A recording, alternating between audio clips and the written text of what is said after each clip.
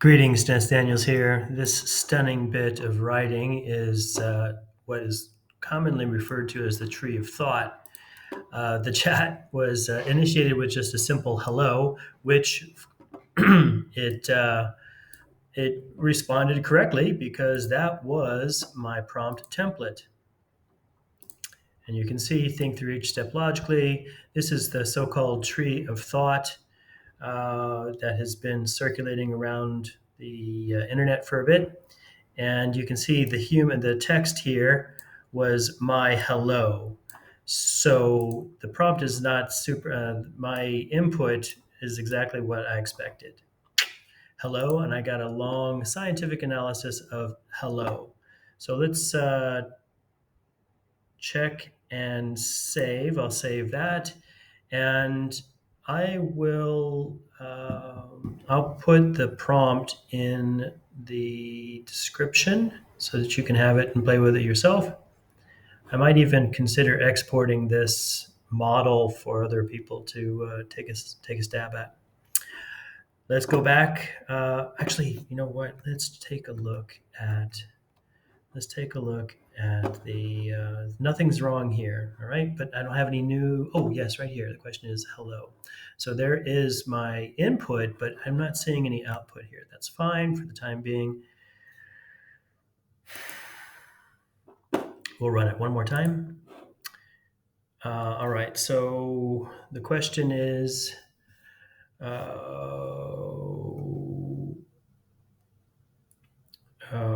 what is the source? What is the cause? What is the cause of ice spikes in freezer ice containers?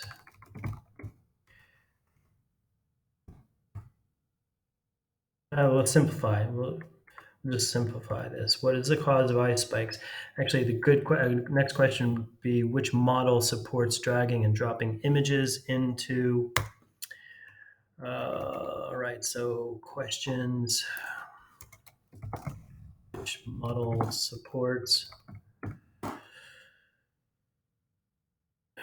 image analysis? And let's go back and see what is the cause of ice spikes. Is it doing anything? Okay, it's done. All right, this is my hello, which I finally got the output for.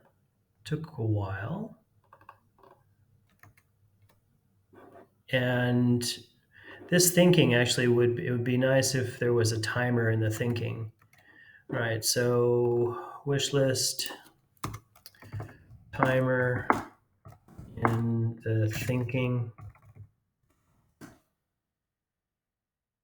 By so have a idea of taking, and Control Shift Escape to see what the CPU is doing. Now, my GPU, it's running on my Intel GPU. It's not picking up my CUDA NVIDIA because it's a issue with Windows 10 I've not been able to resolve, but that is not our point right here. Our point is, okay, we could continue as with potential applications, share our findings with the scientific community. Okay, in a narrow space. Well, actually, that's not entirely true. Ice spikes right here. What are ice spikes called? An icicle, ice spike. Now, that is, this issue might be just entirely because GPT 3.5 was not trained on ice spikes, but you can see here, eventually when the pages load,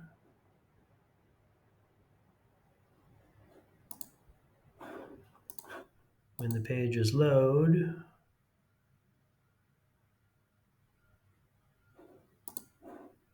Okay, right there, classic ice spike form. Shore an inverted icicle, ice spikes created by natural processes on the surfaces of water have been reported for many decades. Quite rare. And so these ice spikes, I've seen them um, in my freezer here, and it's because I believe it's because the ice is so clean. The water is so clean. So it doesn't know anything about ice spikes, and it doesn't cite any of its sources, which is an ongoing problem with all LLMs or all chatbots, is that it doesn't offer citation. So this will be something I need to investigate: is how to use langflow with real data and hopefully use it against and use the citation. Now, to close off, we see it's working, everything is happy. Now, watch this. I do have an API key for GPT-4.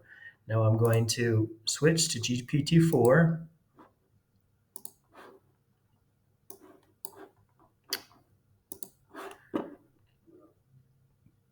And now I'm going to try this one. What is an icicle?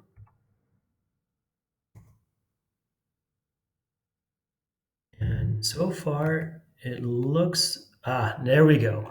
So because GPT-4 does not exist, that right there, is that an API because the API is not being respected, or is it a problem with langflow? Either way, thanks for watching and happy computing.